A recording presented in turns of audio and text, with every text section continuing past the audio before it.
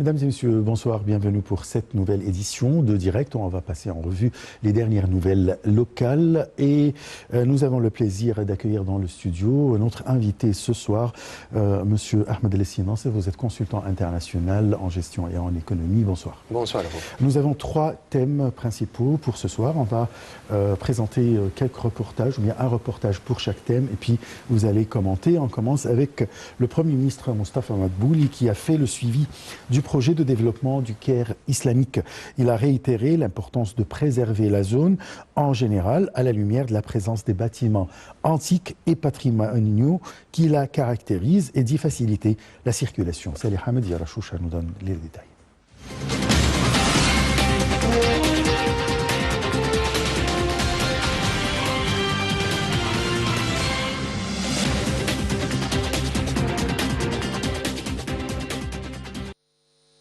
Le Premier ministre Moustapha Madbouli fait le suivi du projet de développement du Caire islamique, notamment la zone entre les mosquées de Sayyida Nafisa et Sayyida Aïcha et de la rue Salah Salem. Le chef du gouvernement a réitéré l'importance de préserver la zone en général à la lumière de la présence des bâtiments antiques et patrimoniaux qui la caractérisent, de relever les défis qui l'accablent et d'y faciliter la circulation. Monsieur Madbouli a présidé une réunion dimanche en présence des ministres responsables concernés pour souligner les fondements du développement de cette zone, à savoir la sauvegarde des bâtiments de cette région, la valorisation de la zone des mosquées et l'aménagement des places, parcs et jardins en vue de donner corps à l'orientation de l'État de préserver l'aspect civilisationnel des zones historiques. S'exprimant sur le problème de l'eau souterraine, le Premier ministre a indiqué que des plans seront élaborés pour le surmonter et protéger les antiquités qui existent et d'offrir un réseau routier civilisationnel qui favorise la protection de cet héritage. La question des nouveaux cimetières alternatifs qui seront affectés aux dépens de l'État a également fait l'objet de discussions et selon le porte-parole du Conseil des ministres, aucun tombeau antique ne sera démoli.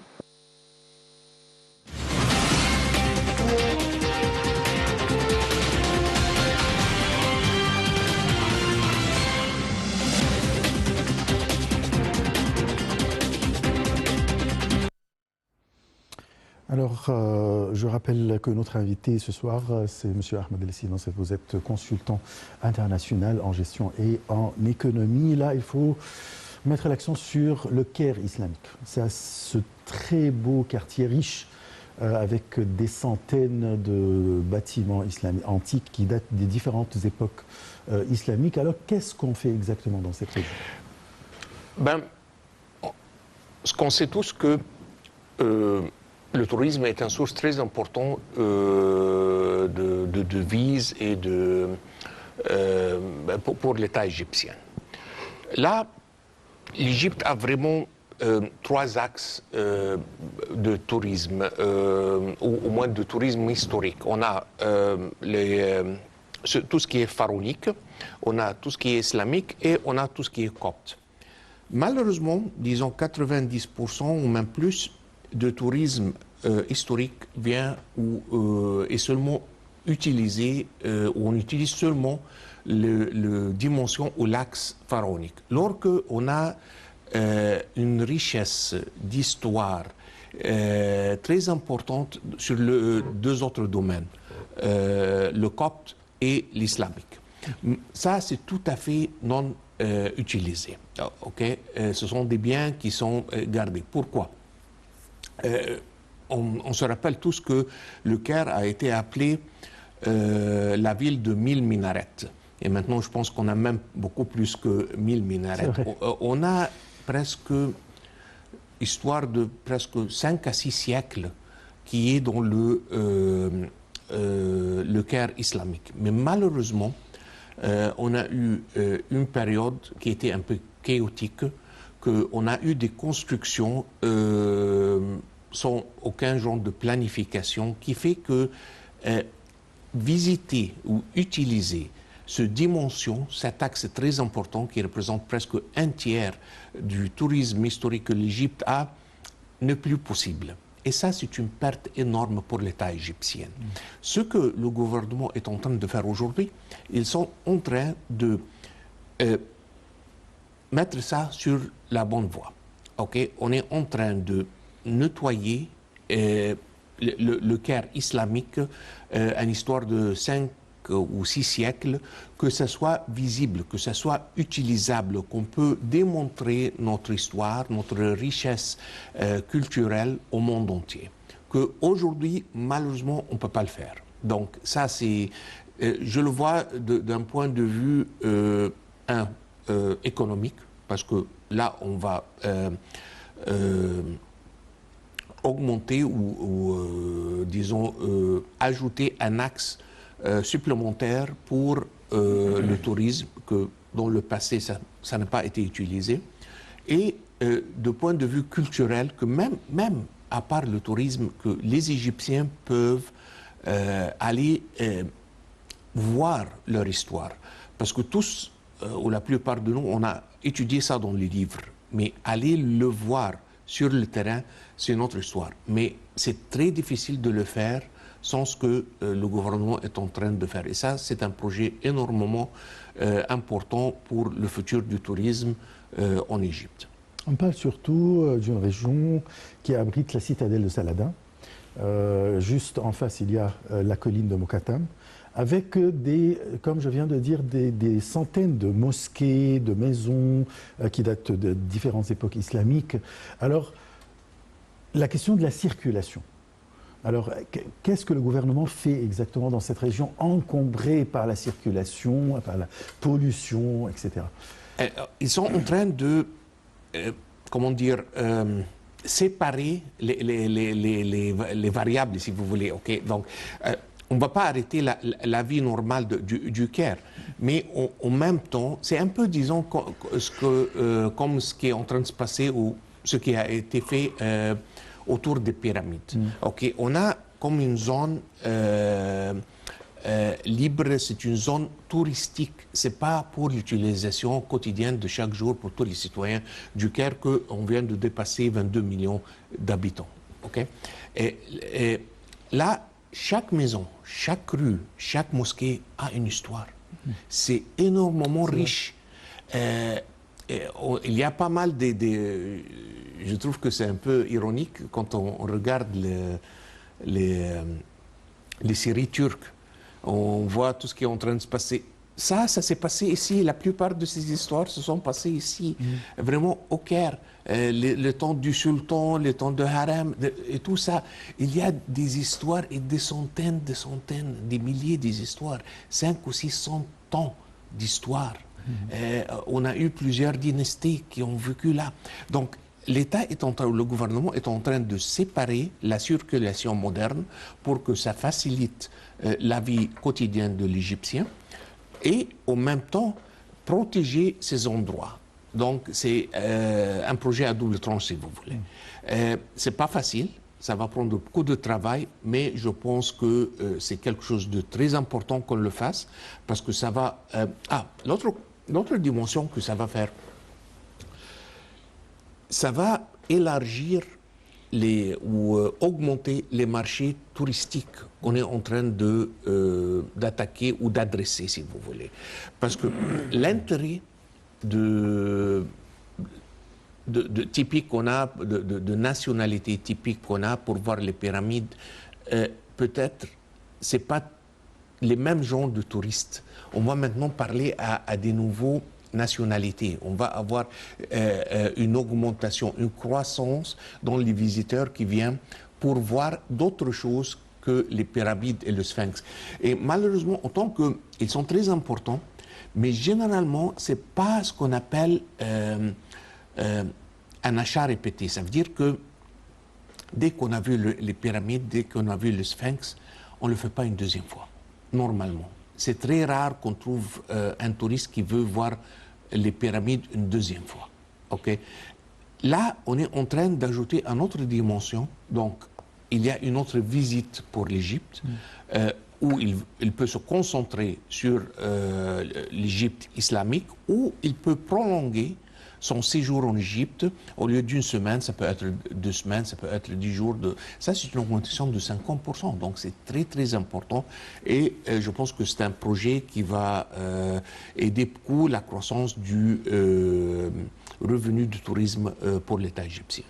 Là, c'est la région où il y a le plus grand cimetière en Égypte, surtout au Caire. Normalement, à l'époque, c'est-à-dire il y a une cinquantaine d'années ou même plus, c'était à l'extérieur de la ville du Caire et aujourd'hui c'est au centre du Caire avec l'élargissement de la ville du Caire. Alors, il y a des rumeurs qu'on parle de la destruction, par exemple, de quelques tombes qui datent des époques islamiques, qui sont historiques. Est-ce que c'est vrai? Non, pas du tout. Le Premier ministre a nié ça catégoriquement et ce n'est pas l'idée. Mais il a eu un peu de... Et ce n'est pas des choses historiques, mais parce qu'on n'a pas eu de planification urbaine, comme vous venez de dire. Normalement, dans toutes les villes, normalement, les cimetières sont plus ou moins hors de la ville. Avec l'encombrement qu'on a eu au Caire et avec tous les problèmes qu'on a eu, surtout dans les années 70 et les années 80, on a vu qu'il y a une... comment dire, il y a une augmentation qui n'était pas planifiée des cimetières et des maisons. Oui. Je pense que c'est ça ce que le gouvernement est en train de limiter et corriger, si vous voulez, parce que il y a des choses qui n'ont jamais dû être faites, mais il existe. Et là, on va prendre des décisions. Mais l'idée, c'est pas de détruire un mosquée ou un tombe islamique de 5 à 6 ans. C'est pas ça l'idée du tout. L'idée, c'est d'arranger, d'avoir une circulation sainte dans cet endroit et en même temps qui permette aux visiteurs d'aller et apprendre l'histoire de cette période énormément riche. Nous avons un exemple de la rénovation d'une partie du quartier islamique. C'est la rue Del Muezz Ledine El Fatimi qui a été rénovée, changée, qui est devenue vraiment un site à visiter dans les années, si je ne me trompe pas, dans les années 90 ou bien 2000, début 2000. Là, est-ce que en 7 ans, une copie de ça ou bien on va répéter cette bonne expérience? C'est ça. C'était une expérience qui était une réussite très importante. Et là, on est en train de répliquer la même réussite. Il y a 20 ans que personne ne savait ou ne connaissait même pas le nom de cette rue. Oui, okay. Et maintenant, c'est devenu une destination, surtout au Ramadan, surtout aux touristes. Et ça, c'est une seule rue. On a des dizaines ou des centaines de rues pareilles. Donc là, c'est comme un trésor qui est vraiment caché, si vous voulez. Et là, ils sont en train d'essayer de le faire sortir, de le démontrer, pour que les Égyptiens connaissent leur propre histoire et avoir une nouvelle dimension pour le tourisme égyptien. Mais écoutez, l'Égypte, on a appris ça plusieurs fois. On est toujours attaqué. Okay? Et moi-même, j'ai lu pas mal de choses, mais on comprend et on sait très bien ça vient d'où. Okay? Donc, c'est normal que chaque étape, chaque projet qu'on le fait dans la bonne direction, on va être attaqué. Ce n'est pas la première fois. Et ça, probablement, ça ne va pas être la dernière fois. C'est pas grave, mais puisque... c'est l'action, c'est les réussites qu'on est en train de démontrer par des résultats concrets que ça peut fermer ces dialogues, si vous voulez. On passe à notre deuxième sujet. Il s'agit du ministre des Affaires étrangères, qui est également président de l'édition actuelle de la conférence sur le climat.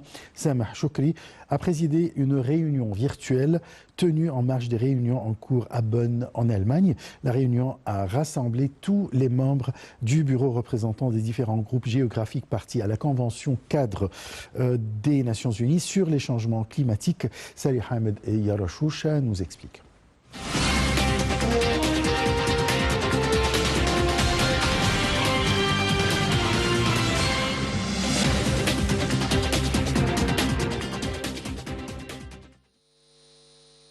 La présidence égyptienne de la conférence sur le climat COP27 tient à la réussite de la prochaine conférence COP28 et au fait que celle-ci débouche sur les résultats escomptés, a affirmé le ministre des Affaires étrangères Sameh Choukri, qui préside l'édition actuelle de la conférence.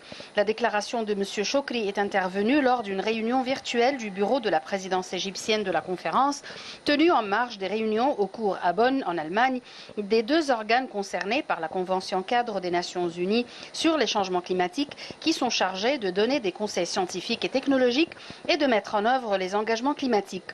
La réunion a rassemblé tous les membres du bureau représentant les différents groupes géographiques partis à la Convention. Simon Stiel, secrétaire exécutif de la Convention, et les représentants de la présidence émiratie de la COP28, a déclaré le porte-parole du ministère des Affaires étrangères. Lors de la réunion, M. Choukri a loué le rôle important du bureau de la présidence de la conférence et du secrétariat exécutif dans le traitement des questions prioritaires d'action climatique et la préparation réussie des conférences sur le climat. Il a également abordé les efforts en cours pour mettre en œuvre les résultats de la conférence sur le climat COP27 que l'Égypte a accueillie en novembre dernier, notamment en ce qui concerne l'activation du fonds destiné à compenser financièrement les dommages climatiques et la réalisation de l'objectif mondial d'adaptation au changement climatique. La présidence égyptienne de la conférence accorde de l'importance au fait de remédier aux préoccupations de différentes parties, selon M. Choukri.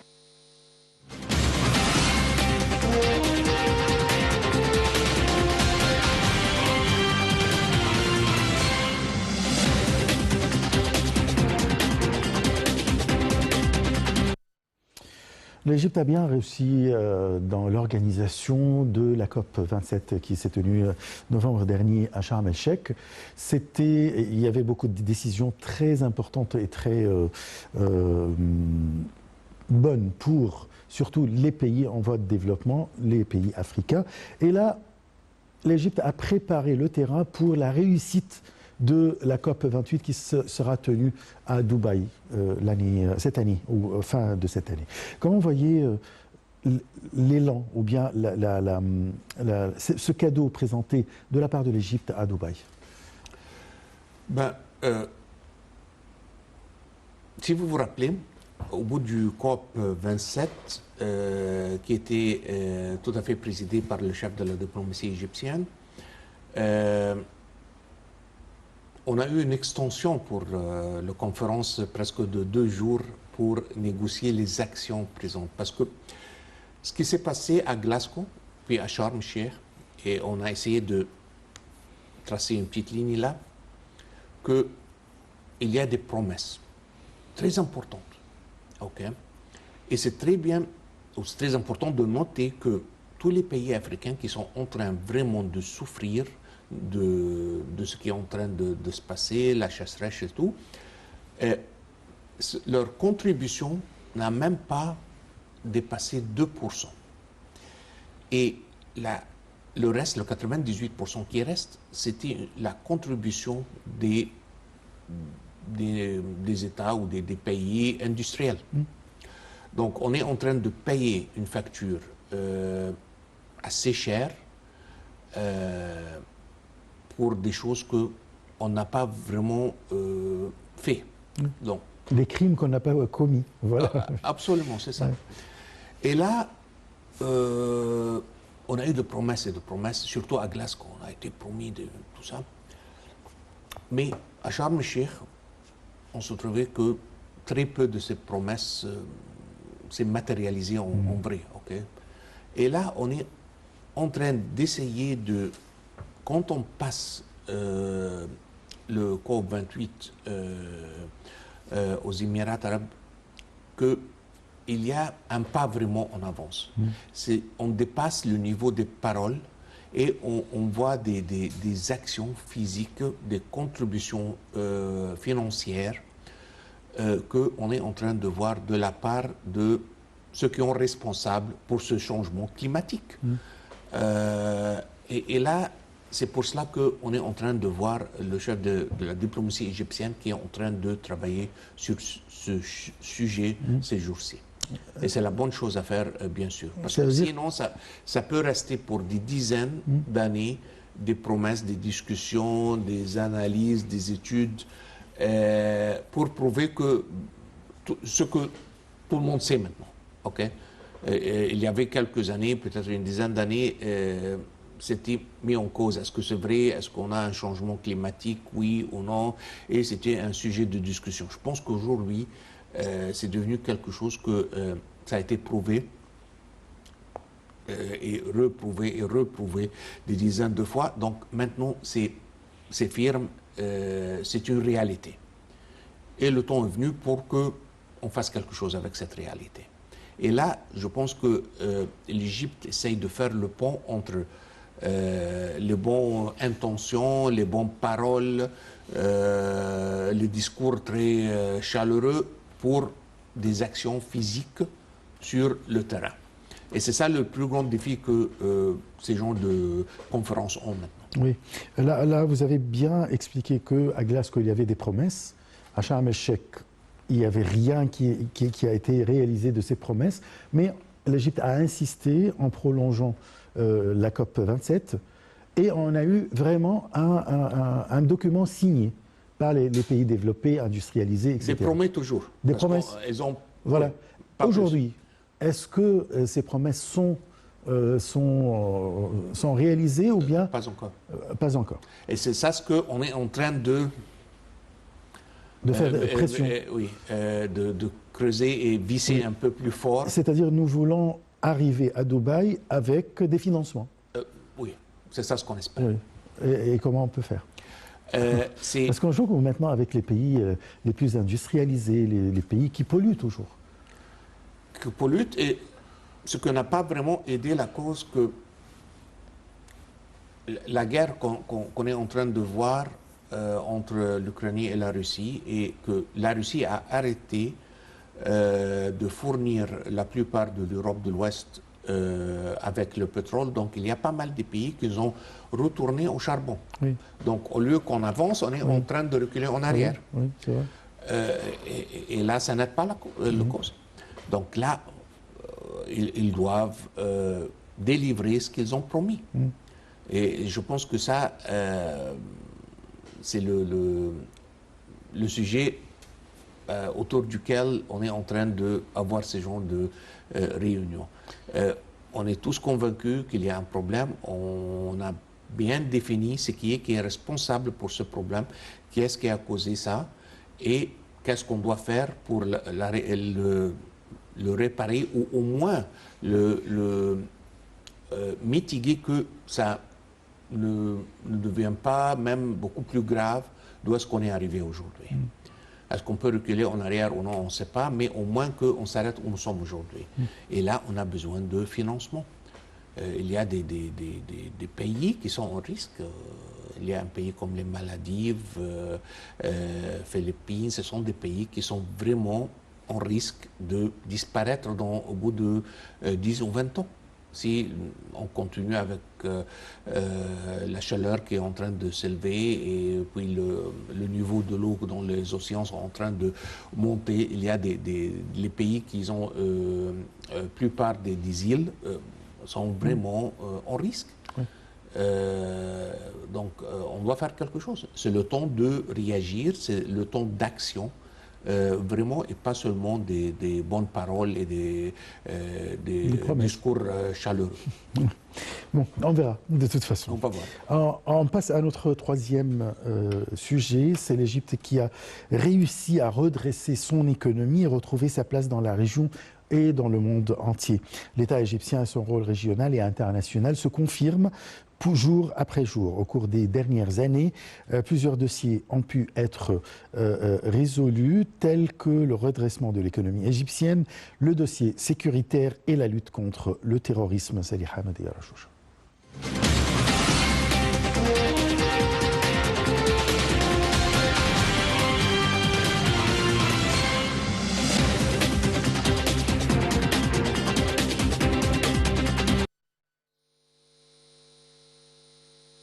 L'État égyptien a réussi à fixer un objectif, à savoir renforcer sa force globale afin de pouvoir défendre sa sécurité et son indépendance et aussi pour être en mesure d'exploiter sa force et soutenir le développement de ses capacités. Il s'agit également de renforcer la position de l'État égyptien dans son environnement régional et international afin de protéger le champ vital de l'Égypte et arrêter toute menace extérieure. Au cours des dernières années, le dossier sécuritaire et militaire a constitué le défi le plus pressant. Il s'agissait surtout du terrorisme. C'est ainsi que l'Égypte a adopté à partir de 2014 les mesures visant à éradiquer ce fléau en s'appuyant sur deux axes principaux. Le premier est un travail de terrain intense afin de mettre fin aux activités terroristes par le biais d'une étroite collaboration entre les forces armées et la police et par le biais d'un renforcement des forces présentes dans le Sinaï et l'utilisation de techniques militaires de pointe.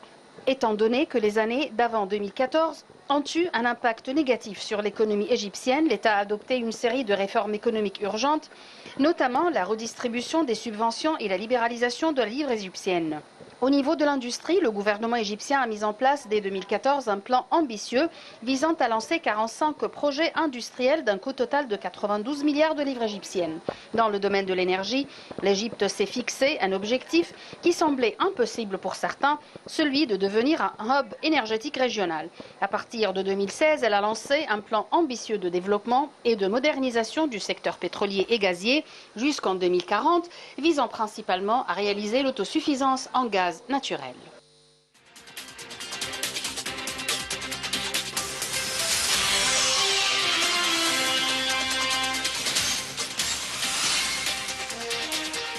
Monsieur Ahmed Lessine-Nassef, je rappelle que vous êtes consultant international en gestion et en économie. Voilà, depuis 2014, l'Égypte a surmonté beaucoup de défis, beaucoup de barrières. Si on parle déjà du dossier de sécurité, en 2014, il y avait vraiment le terrorisme qui frappait l'Égypte, surtout dans le nord du Sinaï, et ça a entravé toutes sortes de développement. Ben, pour commencer avec, on ne peut pas avoir du développement économique sans la sécurité. Parce que c'est énormément difficile de dire à quelqu'un, viens ouvrir une usine chez nous, mais je ne suis pas sûr que je peux te protéger, je peux protéger tes travailleurs, tes machines, ton matière première, mais s'il te plaît, viens t'installer chez nous, je veux te donner par exemple une réduction dans la taxation de 10%. C'est impossible. Donc, c'est une priorité énorme. Et aussi, c'est très important de voir le contexte où on y vit. Parce que si on était en Belgique ou en Suède et on est en train de dire ça, ben, c'est normal. Mais si on regarde la carte et l'Égypte, ok, à gauche ou l'ouest, on a la Libye qui est pratiquement, il n'y a pas d'État. Toutes choses contre la loi sont en train de se passer là-bas et les histoires sont nombreuses pour ce qui est en train de se passer à l'ouest de l'Égypte. Le sud, on a le Soudan, ce qui est en train de se passer, Dieu seul sait où est-ce qu'on va arriver, mais ça n'a pas l'air d'être quelque chose qui va finir rapidement. Oui. À l'est, on a Gaza et Israël, et c'est très chaud là-bas aussi. Donc, et au nord, on a l'histoire de la Turquie et la Libye et la protection des intérêts turcs dans la mer de la Libye, qui est quelque chose de très bizarre si on regarde les détails. Donc, on est en train de vivre dans un contexte qui est vraiment chaotique, où il n'y a pas des États qui sont bien solides autour de nous. Et ça n'aide pas la situation en Égypte. Donc il y a une pression énorme.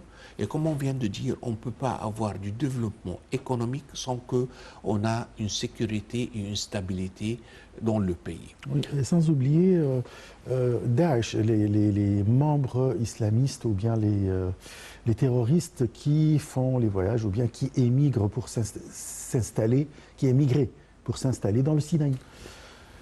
Ils ont venu de la Syrie aussi, Oui. ok, que aussi on n'a pas un État, pratiquement le gouvernement formel ou reconnu en Syrie et seulement pour presque même pas un tiers, presque 20% du pays. Le reste, c'est tout à fait chaotique. Et on a aussi Irak. Donc, dans ce contexte, c'est très normal qu'on est en train de recevoir ce genre de terroristes et ils se sont bien installés en Sinaï. Et je pense qu'on a fait un super travail au bout de quelques années, que pratiquement on a éradiqué le terrorisme complètement de la Sinaï. On vient de voir, et le président a dit ça catégoriquement, quand il a dit que il y avait quelques années que atterrir un vol à l'aéroport de Arish était pas évident. Okay. Et là, on vient d'avoir, il y a quelques semaines, on avait une énorme visite là-bas. On a eu un course des chameaux. Donc, on est en train de retourner au normal, si vous voulez, en Sinaï et spécialement le nord de Sinaï. Si vous vous rappelez, on a eu les gaz, les tuyaux de gaz ont été attaqués tous les jours. Oui, pratiquement tous les jours. Oui. Et là, tout ça s'est arrêté. Et ça ne s'est pas arrêté facilement. Donc, il y avait eu un travail sur le terrain qui était très important. On a perdu il y a eu des sacrifices. Des sacrifices très importants. Mais là, on peut dire aujourd'hui que l'Égypte est un pays très sécurisé, est un pays stable et qu'on peut maintenant mettre l'axe et l'accent sur le développement économique, qu'on n'a jamais pu penser à comment arriver à ça si on n'avait pas la base de sécurité pour nous mener là-bas. Voilà. Et on a commencé à se diriger vers le développement en général dans le pays. Et on a commencé quand même par la chose la plus importante, c'est l'infrastructure, ou bien les infrastructures. Parlez-nous de ce qui a été réalisé dans ce domaine. Une deuxième fois, si le Premier ministre a dit ça il y a quelques mois dans un discours, que le Caire, surtout, était en train de se transformer en un très grand garage. C'est vrai. Okay. Et là, ce n'était pas une ville presque vivable, surtout qu'on est en train de croître très rapidement. On est en train de croître à une cadence de 2,5 millions par an. C'est énorme. Presque 50% de cette cadence ou cette croissance, ça vient du Caire. C'est une des plus grandes villes du monde, à 22 à 23 millions d'habitants. Et si on n'a pas la bonne infrastructure, si on n'a pas les rues, si on ne peut pas se connecter, la ville va devenir invivable. C'est aussi simple que ça. Et là, on a eu des investissements énormes dans les routes, dans les ponts, dans tout genre d'infrastructures. Même en venant aujourd'hui, j'ai pris une route tout à fait nouveau. Et c'était une belle route. C'était fait vraiment avec des normes internationaux. Et c'est une autoroute comme il faut, si vous voulez. Donc, je suis un peu surpris que je trouve des gens qui sont en train de dire qu'on a utilisé pas mal de l'argent des dettes dans des projets qui n'ont pas une rentabilité économique. Je m'excuse, mais il y a quelque chose qui s'appelle public profit, en anglais le mot, le profit public.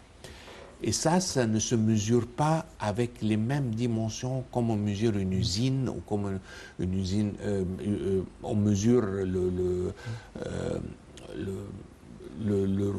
revenu sur un investissement qui vient dans une production, un projet de production ou un projet de service. Parce que ça, c'est l'infrastructure. est-ce qu'on pourrait avoir de l'industrie en Égypte quand on n'avait pas assez d'électricité d'éclairer les foyers? Mais c'est impensable. Oui. Okay. Il faut faire la comparaison entre avant 2014 et après 2014 concernant l'énergie, l'électricité, les coupures. Absolument. C'est pas seulement la coupure. On devait couper maintenant à Mohandissim parce qu'on veut illuminer Maadi, ou on veut à Héliopolis parce qu'on veut faire, je ne sais pas, ou à Manial ou quelque chose. C'était pas vivable. Mais ça coûte de l'argent. C'est un investissement. Et là, maintenant qu'on a assez de production, on est en train de travailler sur des projets pour comment est-ce qu'on peut exporter l'énergie. Je pense qu'il y a un projet avec les Liban, un autre avec l'Arabie Saoudite, et il y a un autre avec le Soudan. Je ne suis pas sûr si c'est toujours en marche avec tout ce qui se passe là-bas. Mais on a des projets qui sont très importants à cause de ça. Donc, on peut, comment dire, on doit marcher avant de courir. On ne peut pas courir comme ça. Donc là, on est en train de mettre le travail de base et puis on peut passer à les ordres de deuxième degré après. C'est-à-dire on a éradiqué le terrorisme, on a fait un plan d'infrastructure énorme et puis on se dirige, électricité aussi, énergie, etc. Ça fait partie de là, la zone économique du canal de Suez, quel est le futur de cette zone? Ça, c'était encore un trésor qui était enterré, si vous voulez, je le disais toujours. Parce que, historiquement, on profitait du canal seulement par ce qui a été payé pour le passage. Mais et là, il y a presque 10 fois d'affaires, 10 fois de revenus qu'on peut prendre, on peut gagner. De tout, il y a presque 12% du commerce mondial qui passe par le canal de Suez. Tous ces navires ont besoin de services, ont besoin de fournitures, ont besoin de pas mal de choses. Mais là, on ne donnait pas ça. Même le pétrole, on n'avait pas ça. Donc, il venait, il passait, il nous payait l'argent pour le passage et il allait prendre son pétrole ou à Chypre ou à Malte ou quelque chose comme ça. Là, on peut vraiment utiliser cet avantage naturel qu'on a pour profiter, parce que déjà les navires sont chez nous. Donc ça, c'est le très bon moment pour utiliser cette opportunité d'affaires et vraiment offrir des services supplémentaires qu'on n'est pas plus que le passage. Donc je pense que c'est quelque chose de très important. Si c'est bien géré et assez flexible, je pense que ça peut être une source de revenus pour le pays énormément important. J'aime bien mettre l'accent aussi sur les moyens de transport. Il y a un réseau de moyens de transport qui a changé peut-être l'Égypte. Parlez-nous de ça. Il y avait que maintenant tout le monde se rendu compte que le Caire est en train de vraiment devenir trop compliqué. Donc, on a tous ces nouveaux développements dans les compounds un peu au périphérique du Caire. Mais là, tout le monde qui vit là-bas est en train de faire face à un défi très important qu'il n'y a pas de transport. Et le reflet naturel était OK, on peut prolonger le métro. Mais c'est trop cher, ça va coûter énormément cher. Et là, on est venu avec la solution de monorail. Les wagons elles-mêmes sont plus ou moins comparables sont les mêmes. Plus ou moins. Du métro. Mais que tous ces qu'on doit creuser toutes ces distances, ça va faire que le projet va être énormément cher. Là, c'est beaucoup plus simple parce qu'on ne doit pas creuser, on utilise l'espace. Donc, et ça, c'est une nouveauté. Je pense, si je ne me trompe pas, le seul pays qui a eu un projet pareil en idée, mais très loin dans le magnitude et la distance, c'est Dubaï. Dubaï. Au Moyen-Orient. C'est le Japon qui était le premier, mais Dubaï, au Moyen-Orient, c'est l'autre pays au Moyen-Orient où ils ont le même projet. Mais c'est incomparable. Dubaï, c'est tout à fait. Oui, c'est tout petit, vraiment. Mais là, et je pense que c'est très intelligent de faire ce projet. On a aussi le train rapide qui va lier le Suez ou les ports qui sont sur le golfe du Suez aux Méditerranée. Mais il y a des gens qui se demandent pourquoi est-ce qu'on est en train de faire ça. On est en train de faire ça parce qu'il y a plusieurs projets vraiment en Israël et même en Syrie pour trouver des alternatives pour le canal de Suez. Donc, et c'est normal, c'est la compétition, il y a beaucoup d'argent, donc c'est très normal et naturel qu'on trouve qu'il y a d'autres pays de voisines qui sont en train de chercher de trouver des moyens pour prendre un peu de ce gâteau, de profiter, c'est très normal. Donc là, on doit être un pas en avance, là, on doit être un peu créatif, si vous voulez, et faire un projet pareil. Parce que si on est réactif, on va toujours venir en deuxième et troisième place. Donc on doit prendre l'initiative et aller dans des solutions qui sont nouveaux. Oui, ils sont nouveaux. Personne n'a fait ça avant, mais parce que c'est le moment de le faire maintenant. Et on est en train d'essayer de faire quelque chose. Parce que si on peut lier ça peut être énormément important avec, on espère que aussi la Libye, ça va se calmer et on va avoir les élections et un État robuste là-bas.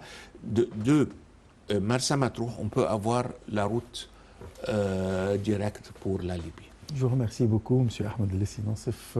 Je rappelle que vous êtes consultant international en gestion et en économie. Merci pour ces éclaircissements et explications. Très très bonne soirée. On se donne un rendez-vous demain à la même heure. Au revoir.